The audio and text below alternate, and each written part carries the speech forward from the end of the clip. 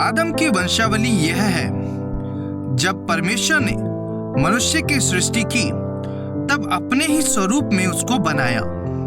उसने नर और नारी करके मनुष्य की सृष्टि की और उन्हें आशीष दी और उनकी सृष्टि के दिन उनका नाम आदम रखा।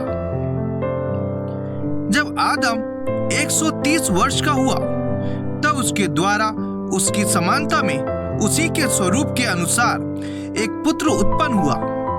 उसने उसका नाम शेत रखा। शेत के जन्म के पश्चात आदम 800 वर्ष जीवित रहा और उसके और भी बेटे बेटियां उत्पन्न हुई। इस प्रकार आदम की कुल आयु 930 वर्ष की हुई। तत्पश्चात वह मर गया। जब शेत 105 वर्ष का हुआ तब उससे एनोश का जन्म हुआ।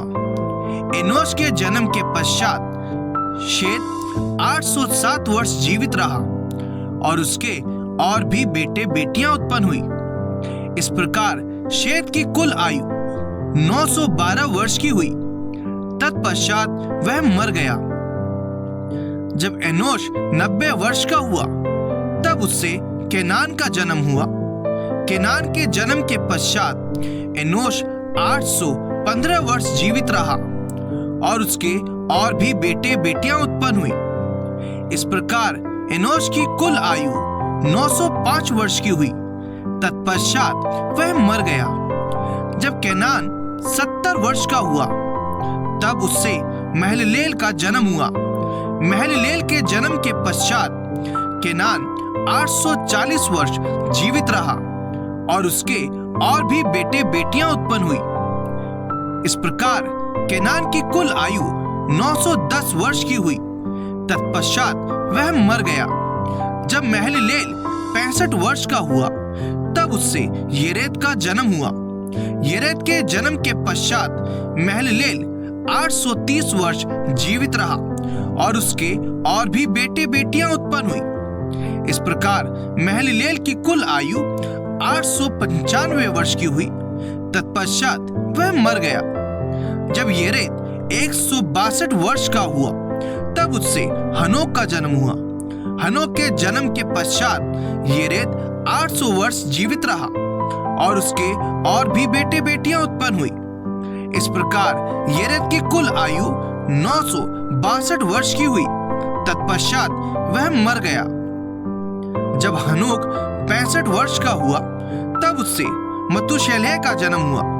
मतूशेलह के जन्म के पश्चात हनोक 300 वर्ष तक परमेश्वर के साथ साथ चलता रहा और उसके और भी बेटे बेटियां उत्पन्न हुई। इस प्रकार हनोक की कुल आयु 365 वर्ष की हुई। हनोक परमेश्वर के साथ साथ चलता था, फिर वह लोप हो गया क्योंकि परमेश्वर ने उसे उठा लिया। जब मतूशेलह 187 वर्ष का हुआ तब उससे लेमेक का जन्म हुआ। लेमेक के जन्म के पश्चात मतूशेलह 782 वर्ष जीवित रहा और उसके और भी बेटे बेटियां उत्पन्न हुई। इस प्रकार मतूशेलह की कुल आयु 969 वर्ष की हुई। तत्पश्चात वह मर गया। जब लेमेक 182 वर्ष का हुआ तब उससे एक पुत्र का जन्म हुआ।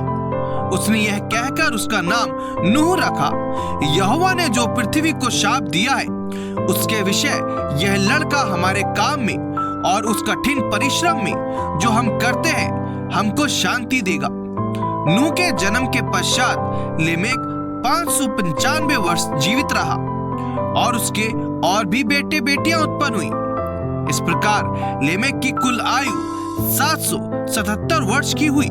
तत्पश्चात वह मर गया और नूह 500 वर्ष का हुआ और नूह से शेम और हाम और येपेत का जन्म हुआ।